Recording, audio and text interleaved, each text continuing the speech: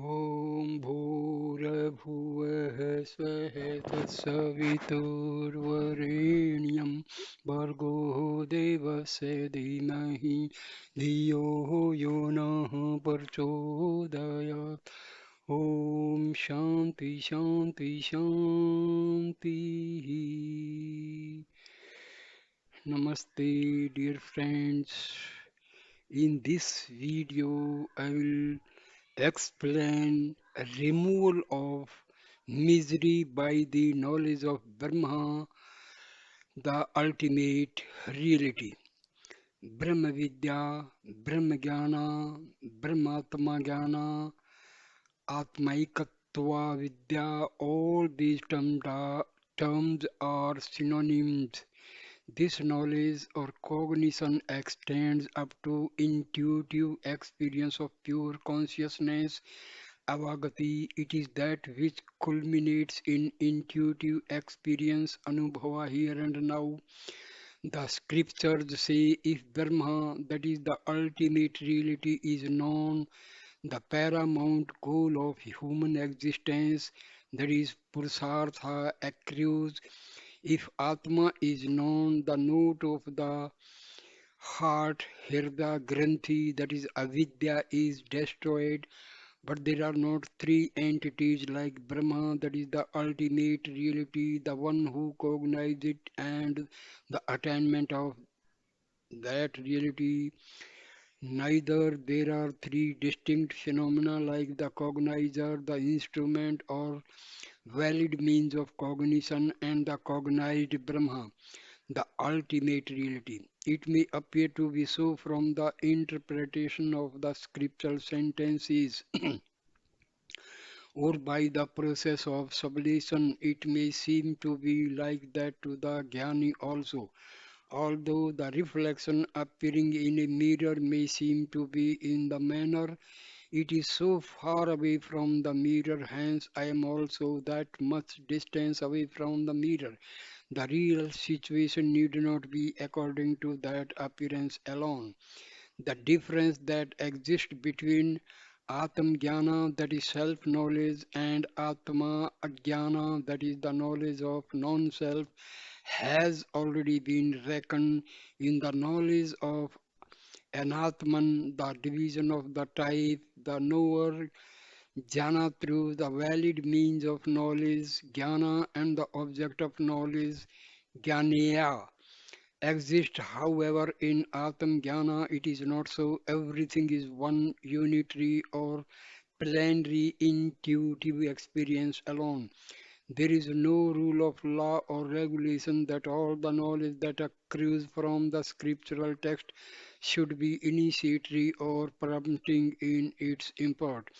The knowledge that accrues from the sentences in the Karma Kanda prompts a person into any one particular type of karma, that is ritual or rite, or relieve him from a particular kind of karma.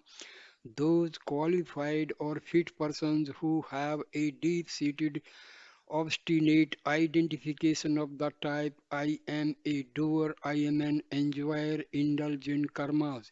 There is no restriction whatsoever that in those scriptural sentences the commanding or compelling forms of verb like do this karma alone should exist, even if it is stated in the manner for such and such as karma, such and such a fruit accrues. The person who has a desire or hankering for such a fruit alone will indulge in or will be motivated to do such an action without fail. All of us might have heard the story written in the Panchatantra of a Brahmin who, being very greedy, heard the statement of an old tiger which yelled out in the manner, I will give in charity this bracelet to anyone, and who, believing that statement, went in that direction, and then on the way his leg slipped and he fell in loose sand and got stuck. We all know very well that avarice induces a person into action or karma. Hence, the sentences of the Karma Kanda too are not really initiatory or prompting or compelling in their import. They merely indicate to those who have a greed for a particular fruit or result in the manner. For such and such a fruit, such and such karma is the device or stratagem. Those who have an innate greed for a particular fruit naturally perform the respective or relevant karma in order to obtain that fruit. That is all. In that case, what about the Vedantic Upanishadic sentences found in the Jnana Kanda? How are they to be interpreted or understood? To these questions, the answer is when their knowledge accrues, one does get prompted or motivated towards either perverti or nivarti. He exists unto himself. That is all. For that reason alone, the scripture is expounding in the manner when the Supreme Self, that is Paramatman, is cognized. The note of the heart, Hridaya Granthi, which goes by the name of Ajnana in the Vedantic parlance, is destroyed. Doubts disappear, all the karmas are destroyed. The note which ties up Atman self with the mind, the senses, and the objects is itself the Hridaya Granthi. By this alone we get kama, that is desires, karmas, that is actions, and consequently a hindrance, as it were, is caused for our self-knowledge. For the attainment of self-knowledge is the untying of this note, that is removal of this hindrance, which avidya or ajnana of the nature of misconception alone is the hallmark. In reality, in Atman, there does not exist cogniz- cognizership, that is Paramattva. Therefore, he is Atma or the Self is neither of the nature of indulging in anything whatsoever, nor of the nature of giving up or receding from anything whatsoever. Atma of the essential nature of absolute being consciousness bliss cannot either be given up or acquired afresh. To those who ask the question, what should be done to attain Brahmajnana, that is self-knowledge, an answer can be given with the help of an illustration. What should be done to get sleep? If you make an attempt so as to get sleep, then can it come? Doing nothing alone, keeping quiet, receding unto oneself within alone is the device for getting sleep. This is also in the experience of every one of us. In the same way, the knowledge of a Brahman or Anatman, that is a Brahman or Anatman, that is the empirical knowledge of the type I am, the essential nature of something other than Brahma, absolute being, consciousness, bliss, should be sublated or given up. Merely by this means Brahmajnana, self-knowledge, accrues, just as without lifting the hit one cannot swim in water. In the same way, without giving up the meditation or contemplation upon the external objects, the self-knowledge does never accrue. Really speaking, even while we perform our routine actions like seeing, tasting, smelling, etc., we exist in our essential nature of pure being, consciousness, bliss alone. Listen to what the scriptures is saying in this regard. That essential nature of pure consciousness, that is intuitive experience by which alone form, taste, smell, sound, through contact with the object, the perception of pleasure, happiness are all cognized, and that by which any phenomena or things which cannot be cognized do not remain in the list. That entity, reality alone, is the ultimate reality of Paramatman, that is Supreme Self. In all the mundane actions or transactions of our external senses and the internal instrument of the mind, this Atma, self of the essential nature of Anubhava, that is pure absolute being, consciousness or intuitive experience, has pervaded or permeated, so to speak, by the strength of that intuitive experience or pure consciousness alone we are cognizing the objects. Just as by means of the sun's light alone people cognize or know everything and are carrying out all their routine transactions, similarly, by means of the light of the nature of pure consciousness of Atman, that is self, alone we are all knowing or cognizing everything. As per the Gita statement, that Atam Chaitanya or pure consciousness of the self by which everything is pervaded, in order to cognize or know that which separate effort can there at all be needed. It is sufficient if we exist or keep quiet within ourselves. That is our real being. That is all.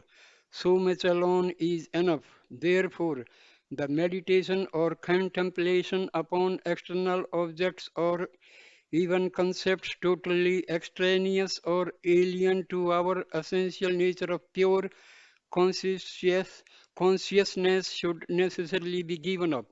To wit, we should give up consciously our innate identification with our senses as it exists involuntarily and recede within.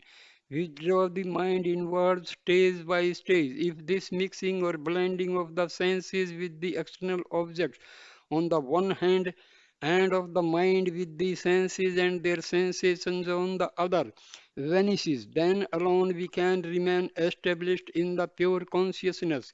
That is intuitive experience of Atma, which alone is the substrate or the reality of all existence. What is meant by expression? Introverting the mind. What is meant by withdrawing the senses? The real significance or import of these expressions in the above context is leave the external objects outside alone, do not get associated with or involved in their contemplation in your mind.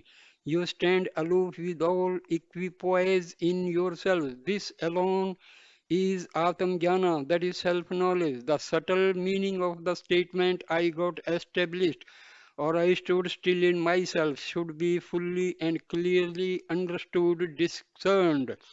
For all of us being Paramatru's cognizers, like the Bilingist or Divbhasis have undertaken or assumed the external empirical dealings on the one hand, and at the same time we exist in our essential nature of the witnessing principle, self.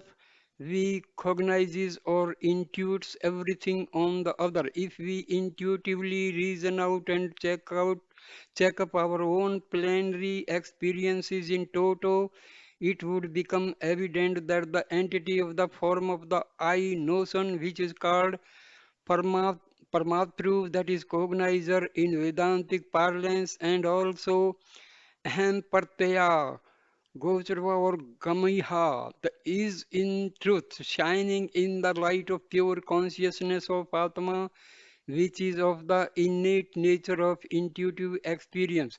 Further, that I notion or Paramatva alone has been inexplicably and unconsciously misconceived or believed to be our Atma or self. The real essential nature of the pure being consciousness be bliss with the result that we are all quite naturally under a delusion, just like the fools who on seeing a round tin piece lying on the ground but shining brilliantly in the sun say the sun has fallen to the ground. We all of us cheated by the power of delusion a- as it were presumed this misconceived form of Paramatru, that is the cognizer alone, which is in truth basking in the borrowed light of pure consciousness, Sakshi Chaitanya of Atman, and apparently appear to be our own essence of being, to be the I, the real entity. As a result of this misconception, we have become susceptible to the miseries, that is shoka and attachment, moha, which accrue from that delusion. But the real I exists as the substratum behind, so to speak, this apparent reality of I notion or the Paramatma that is cognized in all of us. Listen to the scriptural statement. One who cognizes that great all-pervasive Atma alone, who by virtue of his being of the essential nature of pure being consciousness or intuitive experience is witnessing, objecting, objectifying both the dream state and the waking state, such a one will not grieve. Here in this context too, for the I notion which exists in the form of the cognizer or Paramatma in the waking state does not possess the qualification or capacity to traverse or enter the dream state. We are saying, I saw a dream, but that witnessing pure consciousness, Sakshi Chaitanya, with whose strength or light we are all saying in the above manner, that witnessing principle alone is our real Atma, who has pervaded both these states by his essence of pure consciousness, that is intuitive experience or Sakshi Anubhava. To one who has cognized that pure consciousness, that is, who has gained that intuitive experience of the type I am, that essential nature of the pure being, consciousness bliss alone, what misery can there be? Why, for that reason, can there be grief? Now, if we see from one viewpoint, we ourselves who are the cognizers, Paramatmas are seen from another viewpoint, existing as of the essential nature of pure being, consciousness, bliss. If we analyze and separate our nature of cognizership, Paramatma, and get ourselves established in our essential nature of pure being, consciousness, bliss of the self, which is our birthright and an eternal, infallible fact of our life, then it is tantamount to saying that our avidya, that is, ignorance or nescience, is removed and we have attained self knowledge. In fact, the scriptural texts have described such a culmination of intuitive experiences as a result of the removal of avidya in various ways, like one who cognizes that this avidya exists in the heart will untie the knot of avidya. You showed us the other bank of this river called avidya. You alone are our Father. All such statements should necessarily be interpreted or understood in this manner alone. Vidya, Vidya Prapti, that is attainment of self-knowledge. Avidya Nivarti, that is removal of ignorance or nescience. Brahma Prapti, that is attainment of the ultimate reality or Brahma. All these are not phrases or transformations which occur stage by stage, one by one. They occur or happen all at once and together, so to speak. They should not be reckoned or discerned as events in time and space, nor with any casualty, for the ultimate reality of Brahma or Atman is an eternal entity beyond or transcending all categories and relationship of time, space, causation indeed. Just as for a person who is eating food, every morsel of food taken gives him satisfaction, strength, and removal of hunger, all together at once. In that same sense, here too, it should be understood, really speaking, there is no difference or distinction whatsoever between the ultimate reality, that is Brahma or Atma, and the empirical phenomena, one entity alone, seen from different viewpoints, seem to be rather appear to have split up into the ultimate reality as also the empirical phenomena and dealing, that is all. In that which is night of darkness for all creatures, in that the samayami, that is one who has conquered his senses, A yogi is awake, that in which all creatures are awakened to the Muni or the realized soul. That is one who has attained self-realization, who is witnessing all that it is a night of darkness, that is avidya alone. Paramartha, that is the ultimate reality of Brahma or Atma, is for the common run of people like a night of utter darkness. To them, there is no possibility of any knowledge or understanding of the question what is meant by the ultimate reality and where is it. Just as to those who are groping about in utter darkness, everything seems to be of a pitch black color alone, and it is not known in the manner it is such a and such a thing, with some sense of certainty.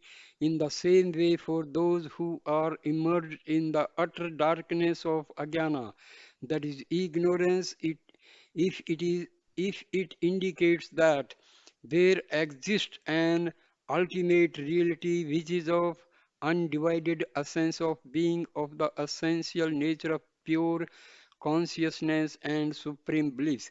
They are astounded, they feel in the manner these people, that is Vedantins, who propound in that manner, say that this world which is of full such differences is enveloped by happiness and misery, is an entity which is undivided and full of consciousness of nature of bliss or unalloyed happiness. How can it be true? But that divided or differentiated world which the common run of people divide or differentiate in the manner this is mine, this is yours. If an action or a transaction is carried out in such and such a manner, such and such a result of fruit accrues, and deal with persons and things as if they are perceiving such phenomena quite clearly. Now that empirical world is not visible at all to one who is realized soul or jnani. He feels, on the other hand, in the manner when one looks everywhere, he finds one and the one reality of the essence of, rather as the very embodiment of bliss existing. Then how can it be that these people are perceiving these differences all such ways, and which entity could it be all about? It must it must be all these ignorant people are muttering or talking in their sleep or obsessed by such deluded ideas. Thus, the Vedantic philosophical dictum in this regard is what exists is one reality alone.